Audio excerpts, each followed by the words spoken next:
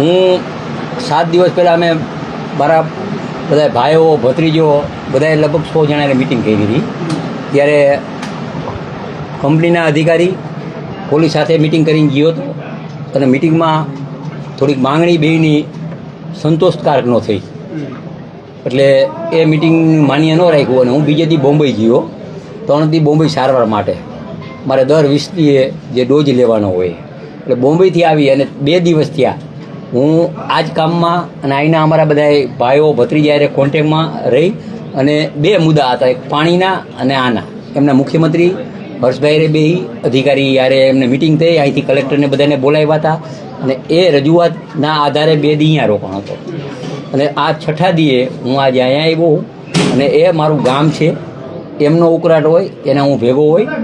આ રાજ્યના મુખ્યમંત્રી પણ અમારી સાથે મિટિંગ કરી હતી, પોઝિટિવ છે, હર્ષભાઈ પોઝિટિવ છે અને જરૂર પડે તો અમે કેન્દ્રમાં અમારા ભાઈ શ્રી અમારા નરેન્દ્રભાઈ વડાપ્રધાન એમને પણ અમે રજૂઆત કરી એટલે કઈ રીતે ખેડૂતનો પ્રશ્ન હલ થાય એના માટે અમારી પૂરેપૂરી તૈયારી છે. પોલીસે માર માર્યો, નાના નાના બાળકોને ડિટેન કરવામાં આવ્યા અને મંત્રીનું ખુદનું ગામ હોવા છતાં પણ પોલીસ જ્યારે લઈ જાય છે લોકોને તો એમાં આક્રોશ છે લોકોનો. પહેલાં સાંભળો, બધી બાબતમાં હું મારા બધાના કોન્ટેક્ટમાં હતો, લઈ ગયા એને પાછા મૂકી ગયા. આ બધું એક બધી બાબતમાં હતો. જ્યારે આ બન્યું ત્યારે હું એક દિવસ મારે ને સારવારમાં તરત જ બીજે દી એને હું એની પાછળ જ છું અને બધી આક્રોશ જે છે એના માટે મેં મારા ગામમાં ક્ષમાઈ માગી લીધી છે ગામના એક દીકરા તરીકે. એટલે એ ક્ષમા માગી અને જે અત્યારે જે નિર્ણય છે અને જેતપર ગામ પહેલેથી ને પહેલેથી આમ લડાયક ગામ છે. હું 16 વર્ષનો હતો ને ત્યારે આ મોરબી તાલુકામાં ચોકી આપતા હતા. તો અહીંયા અમે ચોકી બંધ કરાવવા માટે અમે જેતપરથી અમે 5 જણા અને આખા તાલુકામાં બીજા 10 જણા એ 300 હાથ અમારી એ જમાનામાં થઈ હતી 16 વર્ષે બાલ અદાલતમાં. એટલે ગામ લડાઈ છે અને આ ગામના લડાઈ છે બધાને ફાયદો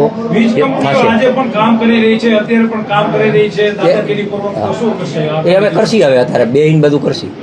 આગળ પર તમે ગોપાલ ઇટાલિયા સાથે ચેલેન્જ કરી હતી ને ગોપાલ ઇટાલિયાએ વીજળીના મુદ્દે એવું કીધું છે કે વળતર નહીં પણ આનું ભાડું આપવું જોઈએ. આના માટે એ અમે અમારા જે આગેવાનો હોય રાજસ્થાનનું મગવી શું કરવું એ બધું ચર્ચા કરશી. 15 તારીખે બધા જ ખેડૂતો જવાના છે ગાંધીનગર. એ ડરના કારણે હવે બધા જ ધારાસભ્યો એ ગામડે પહોંચી રહ્યા છે, વિરોધ થઈ રહ્યો છે કે ના એવું જો સાંભળો ના એવું ન હોય.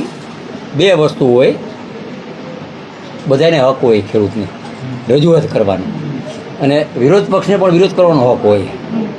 હા એટલે એમાં કંઈ કોઈ એવું સરકારને ન હોય.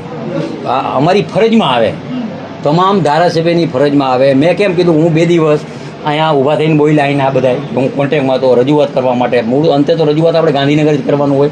અહીંયા અમે કલેક્ટર પાસે ડીએસપી પાસે કરશી, એના હાથમાં તો કાંઈ છે નહીં. હું જાણું તમે જાણતા હોય તો એમાં અમારે જે રજૂઆત કરવાના આધારે આજે બે અને 15 તારીખે ખેડૂત જાતા હોય તો એના હિસાબે કંઈ અમે આવ્યા હોય એવું પહેલાં મગજમાં તમે કાઢી નાખજો.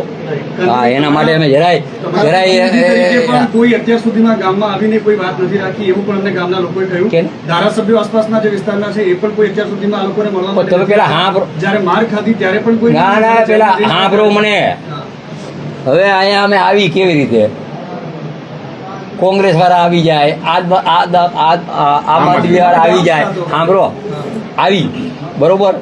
અમારા ગામના કાલના અમે કોન્ટેક્ટમાં હતા બધાના. એને કીધું પહેલાં તમારે જે પ્રોગ્રામ હોય એ કરી લ્યો, પછી આપણે બેસી અને જે રસ્તો કાઢવો હોય એક મિયાનમાં 2 તલવાર નો હાલે. હવે અમારે રસ્તો અમારે જ કાઢવાનો હોય, એને તો ભાષણ કરીને વહી જવાનું હોય, ઉશ્કેરવાના છે. રસ્તો જે અમારે કાઢવાનો હોય એ પૂરેપૂરો કોકડથી રસ્તો નીકળશે એવું હું પ્રયત્ન કરું. અહીંયા જેટલા પણ ખેડૂતો છે જેને માર પડ્યો છે બધાને એવું કેવું છે કે જ્યારે પોલીસને કહેતા હતા તો એ કહેતા હતા ઉપરથી ઓર્ડર છે. ઉપરથી કયો ઓર્ડર આવે છે મારવાનો? જો પેલા સાંભળો આજથી લગભગ 7 દીથી હાલે. 7 દિવસમાં હું છે નહીં 2-3 જણાના કોન્ટેક્ટમાં હતો. એ કેસે પાછા લઈ ગયા મૂકવા મને કયો તમે ભાઈ, તમે કહો હું નહીં મારું. આપણા મંત્રી સાહેબ જ સતત પોલીસ સ્ટેશનમાં કોન્ટેક્ટ કરાવી ફોન કરી અને બધાને જવા દેવામાં આવતા હતા. પાછા એ મૂકી જવાના. 3 દિવસ પહેલા જ્યારે ખેડૂતોને ડિટેન કર્યા હતા એક દીકરા સાથે વાતચીત કરતા કહ્યું કે આ દીકરો બાહોશ છે. એનો ગુનો શું છે? જો 10 વર્ષનો તમારા જ ગામનો દીકરો પોલીસ ડિટેન કરીને જાય તો એના કરતા કાયદાની પણ એમાં શું હોય, હું ઓળ વરે જીવ તો હવે અમારો દીકરો મજબૂત થશે. એ છોકરાને ડિટેન નથી કરવામાં આવ્યો. પેલા આપણો થયો છોકરાને ડિટેન એનો નથી ભત્રીજો કરવામાં થાય. આવ્યા. એના મમ્મી સાથે ગયો છે છોકરો, એટલે ઈ એનો detain ભત્રીજો થાય. મારો ભત્રીજો જ છે, એટલે કોઈ ડિટેન કરવામાં નથી આવ્યો. કાંતિભાઈ, મૂળ મુદ્દે આ બધી જે ચર્ચા થઈ, આવતીકાલે આ મુદ્દો ઉકેલાય એના માટે તમે શું કરવાના છો અને ભવિષ્યમાં શું કરવાના એની વાત કરવી છે. આવતી અત્યારે બે છે ને, બે ને આવતીકાલ મીટિંગ કરશી. કાલ કોની સાથે મીટિંગ શું એ વાત કરવી ગાંધીભાઈ, એક જ માંગ છે કે કામ બંધ થવું એ જોઈએ. કરી એનો કોઈ નિર્ણય થઈ જાય. કરી હજી એમ કઈ નિર્ણય બેન નો આવી જાય.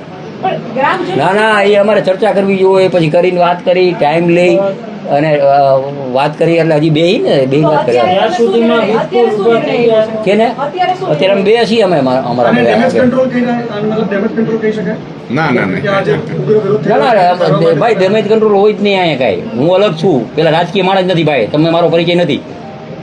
મારો પરિચય ના ના ના ન હોય, ન હોય, ન હોય. હું રાજકીય માણસ નથી. સાચી વાતમાં આજથી 97માં મોરબી યાર છે ને, અહીં બહેનું હે ને, હા હા ખબર છે. હા, એ કેના અમે લેડો તે જાણી લ્યો ગામમાં. ત્યાં પણ હું આજીવન કેદમાં જીયો હતો, સાચી વાતમાં 97માં. એટલે હું કોઈ એવું રાજકીય ડેમેજ માટે આવ્યો નથી. મારા ગામના પનોતો પુત્ર હોવા ગામનો ખેડૂતને ફાયદો થાય, સરકારમાં સાચી વાત પહોંચે અને સરકાર પોઝિટિવ ખેડૂતને ફાયદો થાય એના માટે આવ્યો. કાંતિભાઈ, અહીંયાની આજુબાજુના ગામમાં પણ ઘણા બધા ખેડૂતો એવા છે જેમને ત્યાં વીજ પોલ નખાઈ ગયા છે પણ હજુ સુધી વળતર નથી મળ્યું. ત્યારે એ બધાય મુદ્દા લેવાના એ બધા. ના, નેતાઓ ત્યારે આવીને વાયદા કરીને જતા હતા પણ પછી અત્યારે ખેડૂત ત્યાંના ત્યાં જ છે. તો આ એ તો ગામની એ તો સ્થિતિ લઈને શું? એ કોણ નેતા જીયાઓને શું કાંઈ કાંતિભાઈ, તમે જ જીતો છો અહીંયા કેટલાય ટાઈમથી. ના, પણ એ મારા વિસ્તારમાં એ મને કોઈ એમ કે કાનાભાઈ વાયદો કર્યો હોય. નહીં, કચ્છનો દાખલો છે કાંતિભાઈ. 15 વર્ષ પહેલા વીજ પોલ નાખવામાં આવ્યા હતા, હજી સુધી એનું બદલ્યું નથી મળ્યું. ખેડૂતોનો એ પણ આરોપ છે કે જ્યાં કચ્છમાં- હું અહીંયાનો પ્રભારી હું, મારા પાસે કોઈ લેખિત આવ્યું નથી. ઓકે. હું અહીંયાનો પ્રભારી છું કચ્છનો, અને આવ્યું હોય છે સાંભળો કચ્છના પ્રભારી તરીકે, રાજ્યના મંત્રી તરીકે કચ્છમાં 15 વર્ષ પહેલાનું વળતર નહીં આવ્યું હોય ને તો હું દેવરાવ વિશેની ખાતરી આપું.